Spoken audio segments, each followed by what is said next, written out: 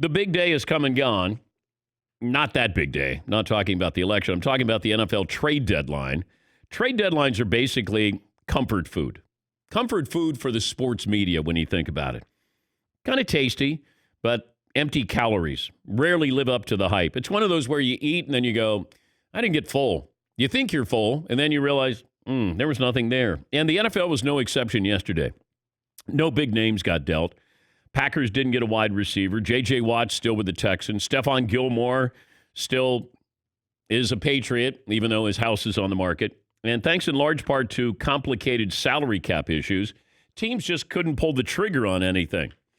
NFL rosters are basically set, although you're going to have some players cut today, some name players be cut today. It's a mad dash to the finish.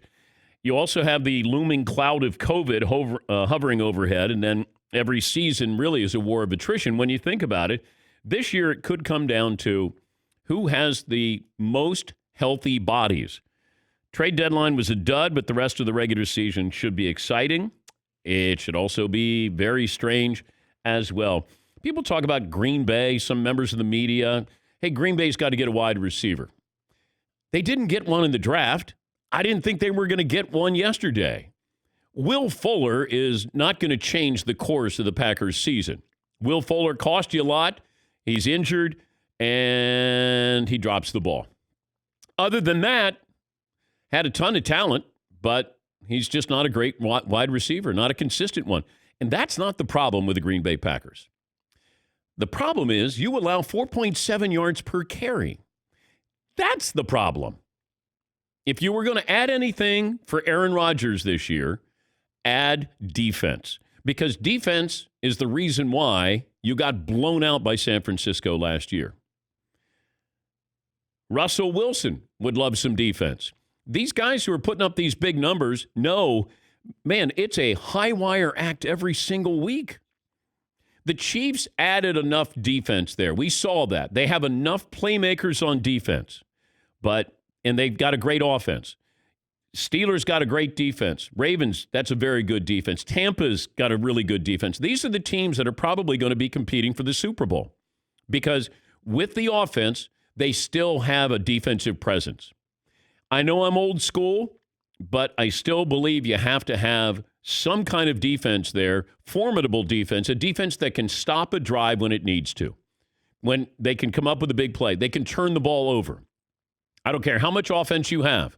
At some point in the regular season or the postseason it'll come down to a defensive play, a defensive stop. It does every year. It comes down to a big defensive play. Whether you made it or not, that's what it usually comes down to. You can talk offense. Green Bay is fine with their wide receivers. I know they have issues with their running backs, but that's because of COVID. But if you're going to give Aaron Rodgers something, I would have given him some defense because I think he's going to need that at some point in the postseason. Yes, Pauline. All right, I got a question here, more of a philosophical question for you guys as a room. Right. Do GMs and team presidents overvalue draft picks and undervalue getting players that can help them now?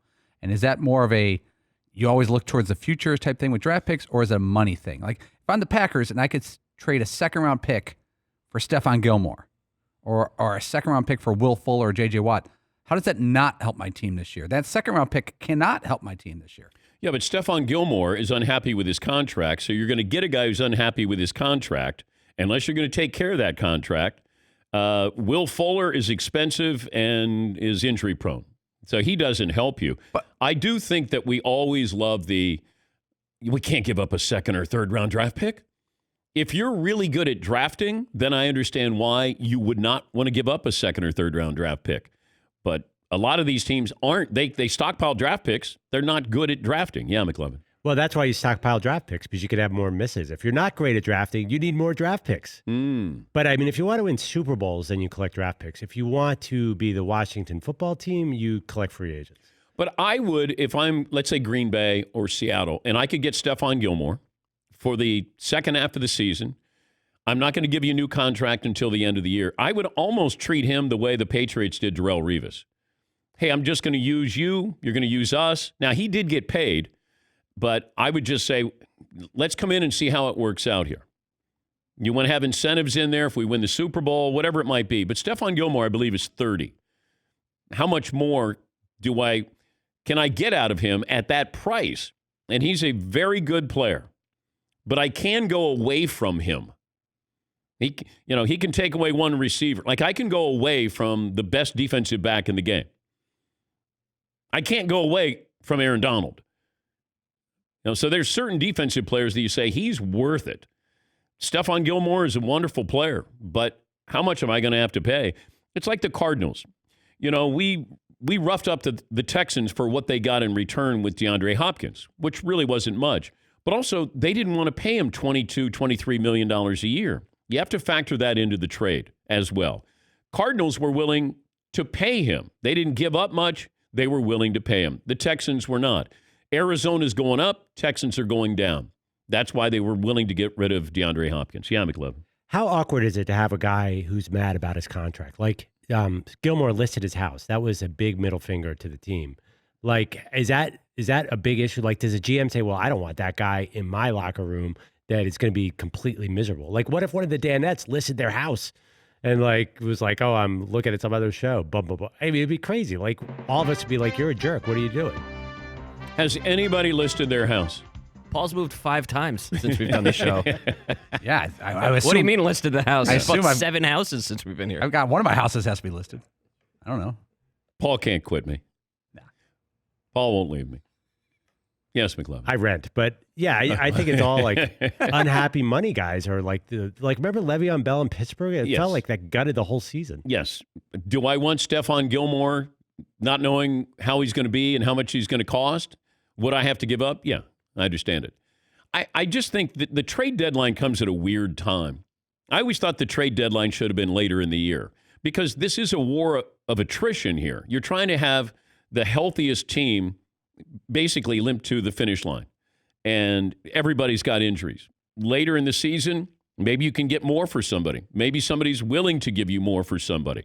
Then by then we might know if the New England Patriots are, sellers. But right now, they're still in the mix here.